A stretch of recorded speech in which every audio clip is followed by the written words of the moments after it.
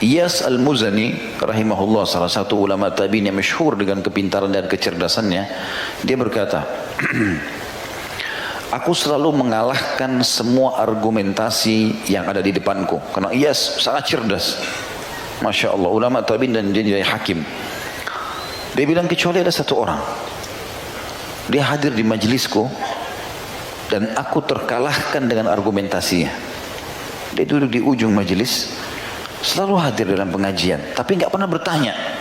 Diam saja orangnya.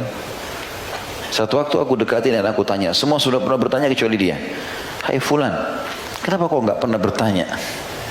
Maka dia mengatakan, Allah memberikan aku 2 kuping dan memberikan aku 1 lisan agar aku lebih banyak mendengar daripada berbicara.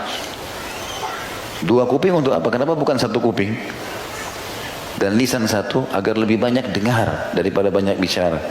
Dan aku mendengar, maka aku aman. Aku berbicara, aku akan dihisab. Gitu.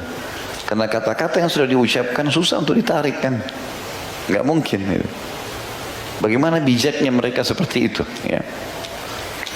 Pernah juga ada satu kali disebutkan kisah di zaman tabi'in dulu, ada seseorang punya hamba sahaya cerdas, terkenal dengan hakim, bijaksana, punya kata-kata mutiara yang bagus. Tuannya bilang majikannya, saya mau kau hari ini belikan saya yang terbaik menurut kamu dari kambing. Dia pergi pasar, dibeli lidah. Lidah nggak ada tulangnya, dimasak, daging semuanya. Ya. Dimasaklah sama dia. Ini yang terbaik dari kambing. Besok kata majikannya, kamu tolong belikan saya hari ini yang terburuk menurut kamu dari kambing. Dia beli lagi lisannya, sama.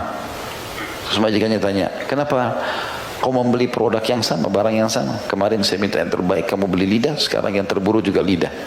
Dia bilang, hai tuan, karena benda ini adalah benda yang bisa menjadi baik sekali kalau digunakan untuk menasehati, berzikir, baca Quran, berdoa, dan dia akan sangat buruk kalau digunakan untuk menggunjing, memfitnah, ya, mengadu domba dan seterusnya. Nah, jadi ini penting sekali teman-teman untuk digarisbawahi agar jangan sampai kita terjerumus dalam masalah seperti ini. Dan sebagaimana disebutkan dalam hadis induk kita, ini penyebab siksa kubur. Ini penyebab siksa kubur hanya karena seseorang pernah melakukan perbuatan seperti ini. Siapapun yang pernah melakukan ini teman-teman bertaubat nasuha kepada Allah Subhanahu wa taala, sekaligus tentunya sekaligus dia memperbaiki, ya, selain minta taubat kepada Allah, memperbaiki dengan cara minta maaf kepada orang yang pernah diadu domba sama dia, dan dia coba meluruskan supaya fitnah yang tersebar harus diperbaiki. Kata para ulama, adu domba ini jahatnya, namimah ini, satu kali dipicu susah diperbaiki.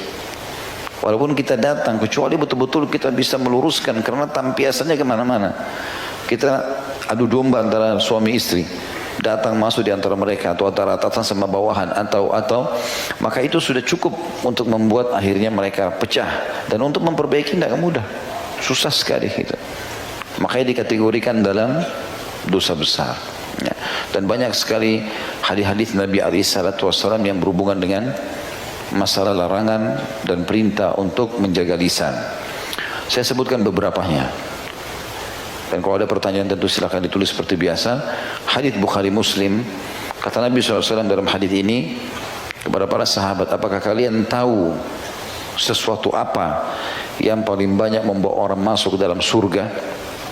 Maka kata para sahabat, atau para sahabat terdiam. Kata Nabi SAW, taqwallah wa husnal khuluq. Ada 2 penyebab orang banyak masuk surga. Patuh kepada Allah.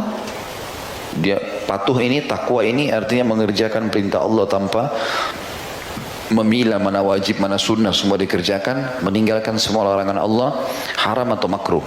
Dan akhlak yang baik, perilaku yang baik. Lalu Nabi SAW balik bertanya lagi, apakah kalian tahu sesuatu apa yang paling banyak membawa orang masuk ke dalam neraka? Maka sahabat terdiam. Lalu Nabi SAW mengatakan, ya, lisan dan kemaluan.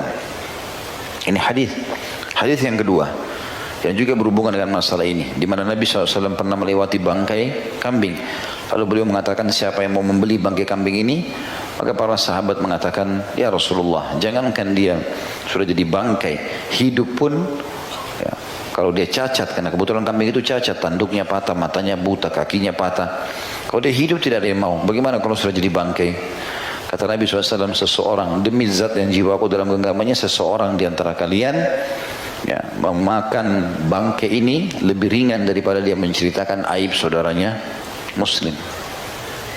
Di dalam hadis yang ketiga, juga hadis sahih, kata Nabi SAW, sibabul muslim fusuq wa qitaluhu kufur. Sibab artinya mencelah, mencaci maki, mengadu domba muslim adalah fusuk, perbuatan kefasikan, dosa besar, dan membunuhnya adalah kekafiran. Di hadisnya jelas semuanya tentang masalah ini. Tidak boleh main-main tentang masalah perbuatan seperti ini. Dan sekian banyak hadis Nabi SAW yang mungkin sekarang belum terlintas di benak saya, melarang tentang masalah penyalahgunaan lisan ini tentunya. Allahu a'lam. Mudah-mudahan bermanfaat insyaallah. Subhanakallahumma bihamdika asyhadu an la ilaha illa anta astaghfiruka wa atubu ilaik. Wassalamualaikum warahmatullahi wabarakatuh.